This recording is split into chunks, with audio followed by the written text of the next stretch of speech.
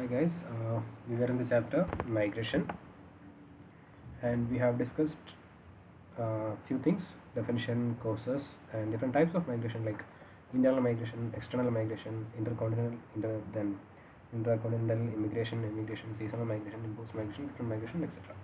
Now here we're going to a new topic. It's called as the migration between rural area and the urban areas. So I hope you know what rural area and urban area mean. Rural area is nothing but a village and urban areas are cities. Now between rural and urban area we can have different types of migration. Migration happening between rural area to urban area. We can call it as rural urban migration. Then there can be migration from urban area back to rural area. So it is called as urban to rural migration. Then from one rural area, one village to another village. So rural to rural migration, and from one urban area to another urban area, that is called as urban to urban migration. So between these two places we can have four different types of migration: rural to urban to rural to rural, and urban to urban. So these are very common, and the most common type of migration is rural to urban migration. Right, most of the people are moving from village area to cities because of various reasons. Most of the reasons are attractive reasons. Right, they are all attractive. That means they are all factors like pull factors, something that attracts people to urban area. Urban areas are provides a better living lifestyle, better education, better hospital facilities, transport facilities, better jobs. So all these things attracts people, and people move from rural area to urban area. So this type of migration is called as rural to urban migration. Then in many places there is migration happening between urban area to rural area also. Like some people, when they get a job in rural area and basically they belong to urban area, so they move from urban to rural area. That becomes an example for urban to rural area. Or sometimes there are people who like who are fed up with the city life, the city life with a lot of noise pollution, right? So they need a hassle free life. So some people, they migrate back to rural areas where they can live their life in a peaceful environment. So that is also happening. And then there are various reasons through which people move from urban area to rural area. Right, that is coming under urban to rural migration. Then another type of migration is rural to rural migration. Migration happening between two villages. Right, people move from village to village in search of jobs, sometimes in search of better education. And one of the most common example that we have here in India is migration happening after marriage. After marriage, the uh, wife, that means the bride, uh, move from one rural area to another rural area. That is from bride's home to the groom's home. So that is very common, right? So that person is moving from one village to another village if the marriage is happening between uh, people living in two separate villages. So that is one example for rural to rural migration. Then another example is urban to urban migration. Especially it happens uh, among people who work in IT fields or other private companies like MNCs and all. So what they do is they always look for better opportunities, and better opportunities are not available in the villages. They need to go for higher, I mean, next level cities, better cities. So this leads to migration of people from one city to another city. Right? Initially they will be in a small town, then they get a job in a good city. They will go there. From there they will get another job, promotion to some other city. So It happens between urban to urban areas. Sometimes government officials, they may get transferred from one city to another city. So they go from that city to another city. So again, urban to urban migration happens. So these are the various ways in which urban to urban as well as rural to rural migration happens. So these are the four types of migration happening between rural area and urban area. Now keep one thing in mind: these are only based on two destinations, rural area and urban area. So here, the same migration can be seasonal, it can be temporary, it can be permanent, it can be between two countries, external migration, it can be between two continents. Right? So migration can be of different type, but here we are talking in context of two places: rural area and urban area. Right. So imagine a case of a person, somebody who is living in Bangalore, now going to get a good job in New York, in USA. So he is moving from one city to another city, Bangalore to New York. So that is urban to urban migration. But at the same time, he is leaving India and going to another country, external migration. And the same migration can be called as intercontinental migration. That person is going from Asia to USA, that is in North America. So it can be different kind of migration. So here we are talking in perspective of these two places, rural area and urban area. Right. Now, these are the few examples of rural area and urban rural and urban migration. Now, moving on, we have the next topic: impacts of migration. What are the impacts of migration? Before that, we have one topic to discuss, that is home country and destination country. So, migration happens between two countries or two places, right? So, there is one home country and there is one destination country. The place from which people moving out is called as home country, and the place where a person is reaching is called as destination country. Take one example: somebody is moving from India to USA. So India is the home country here in this migration, and USA is the destination country, right? So the place from which person moving out is his home country, his or her home country, and the place where he is reaching is the destination country. So migration happens between two countries, and it creates some impact on both the home country as well as destination country. And the impacts are either advantage or disadvantage, right? Both home country as well as destination country can have disadvantages as well as advantages. So this is what we are going to discuss today. So we'll discuss only this one topic: impact of migration on the destination country. And here within this we have two types. One is the advantages of migration in destination country, then another one is disadvantages of migration in destination country. Now take the same example, migration from India to USA, and keep it in mind. So here people are moving from India to USA, right? So what are the advantages that USA is getting because of this migration? So this is what this topic is actually discussing, right? So advantages that the destination country receives due to migration are the following. There are so many advantages, but we are only discussing these basic three types of advantages. First advantage is availability of cheap labor. The destination country will get cheap laborers who are ready to work at very low wage, right? So laborers can be skilled labor or unskilled labor. Skilled labor means somebody who has a skill, who is educated and who can do something technical. Whereas unskilled means people who are not educated, they can do any kind of activities, right? So destination country will receive cheap labor, both skilled as well as unskilled. So why it is called cheap? Because they are ready to work at a low wage. Now the best example that we can take is example of Bangalore itself. We have a lot of people coming from North India to Bangalore, and they are ready to work at a very low wage, right? 600 or 700 rupees, it varies, but they are ready to work at a wage like 6 to 700 rupees per day. But if you give this job to a person who is born and brought up in Bangalore, he will not be ready to work at this wage, right? He need more income, right? Maybe because of various reasons, his education level will be more, his skill level will be more, right? Whatever it is, that person who belongs to, who is born and brought up in Bangalore, is not ready to work at the wage which a person coming from outside is ready to work at. So that is why these people are, or the laborers or the workers coming from other countries are ready to work at cheap labor. So in this way, destination country will get a lot of cheap laborers. That is one advantage for the destination country. Second, availability of skilled laborers. Skilled laborers means people who carry their talent with them, right? People who have some development, some talent with them, and they can use this talent for the development of a country. So we have a lot of examples in the same India USA case. A number of doctors, engineers, technicians, and other people are moving from India to other countries and other countries in search of job, and number of people are working in other countries like USA, developed countries like USA or European countries or Japan or wherever.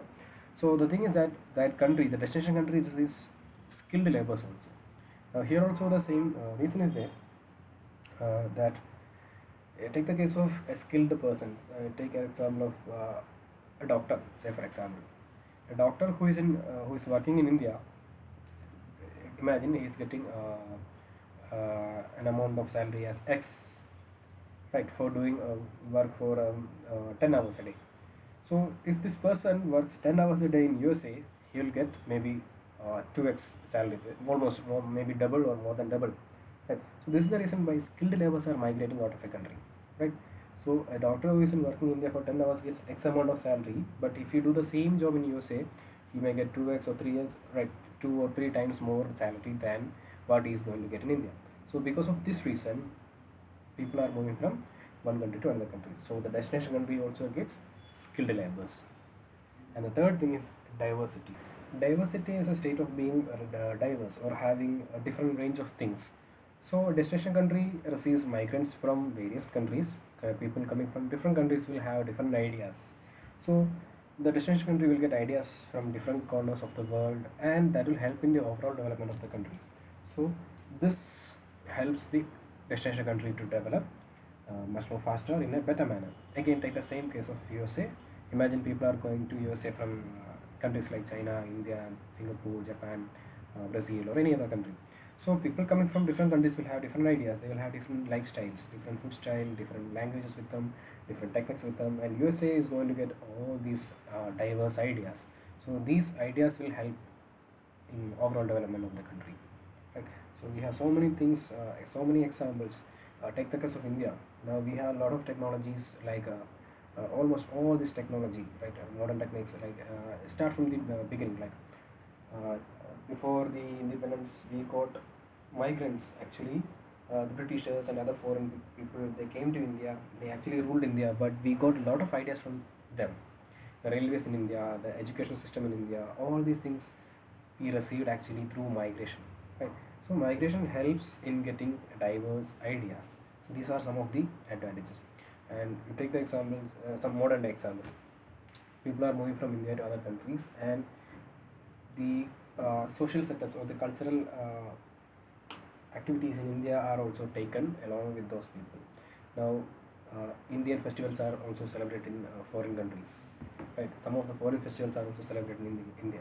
So these are all happening because of migration. So the destination country receives a lot of diversity through migration.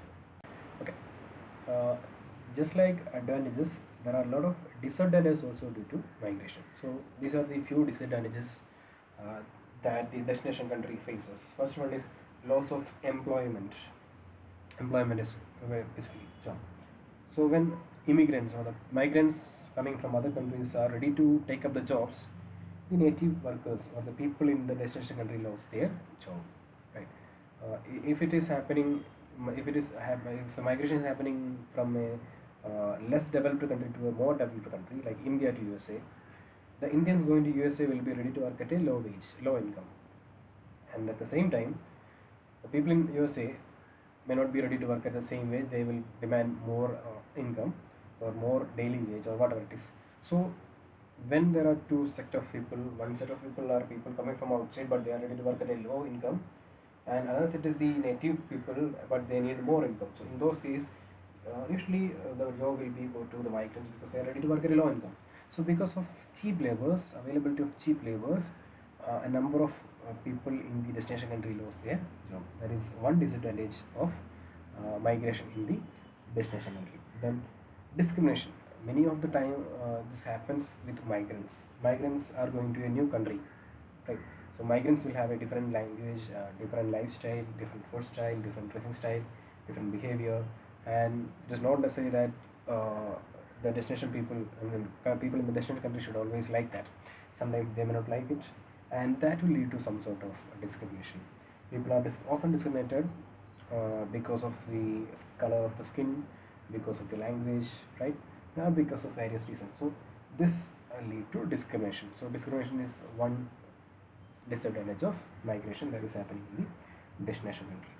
So this will create a lot of problems. Sometimes there can be some issues also, right? Sometimes political issues happens, right? And we have examples. A lot of examples are there from across the world. You take the case of any country, right? Migrants are facing discrimination there. You take the case of here, same Bangalore also, right? We have people coming from North India, and many of them are facing it's very difficult to live here, right? Because the human nature is like that. We may not like the way other people live, right? So that leads to discrimination, and that is a very worst thing, and that is one of the disadvantages of destination. And the last one is economic pressure. Economic pressure means the pressure on the economy. The destination country will have certain area, certain amount of resources like food resources, then availability of land, then uh, accommodation like buildings, right? Resources will be limited in a country, right?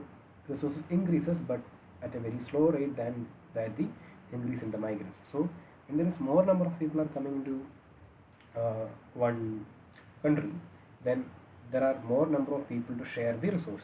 That means per head availability of the resource will be less. So that is also a disadvantage. To make this one point little clear, take the case of your classroom. Imagine you are sitting in a classroom and you have 30 students in the classroom and there are 15 benches. So 2 students each in a bench are sitting in your classroom. And one day 10 students are getting admission in your class, in your school, and they are going to admitted in your class. Right. So what will happen is you will have only limited space. You cannot add more number of benches. Right. You have 15 benches with 2 students sitting in each, and 10 more students got admitted to your classroom. So what will happen is these 10 students has to adjust in 10 benches. That means now 10 benches will have 3 students each. Right? That means you have to share the limited resources which you have. Instead of 10, imagine if there are 30 students coming up. That's not possible actually in real life, but just imagine if 30 students are getting admission. So again you have the same number of benches, but instead of 2, now there will be 4 students sitting in each of the bench. That means the economy or the resource that you have earlier had now need to be shared with more number of people. Right. So same thing happens in a country when more number of migrants are coming to that country. Sometimes this will create a huge economic pressure in that country, and the country usually used to send the people back to their own country. This is now happening in the Saudi Arabia and the countries in Saudi Arabian Peninsula. The number of migrants in Saudi Arabia are so large that they are facing issues. So now through various rules, they are trying to send more and more people back to their own country. Right. So this is one of the main problem of migration in destination country. Pressure on the economy or the economic pressure. Right. So these are the 3 disadvantages: the loss of employment, then discrimination, and the economic pressure. Right. So today we discussed only 2 things. One is migration between urban and rural areas. There are 4 different types of migration. Then impact of migration in the destination country. There are 2 types of impacts. One is the advantage and one is the disadvantages. Thank you.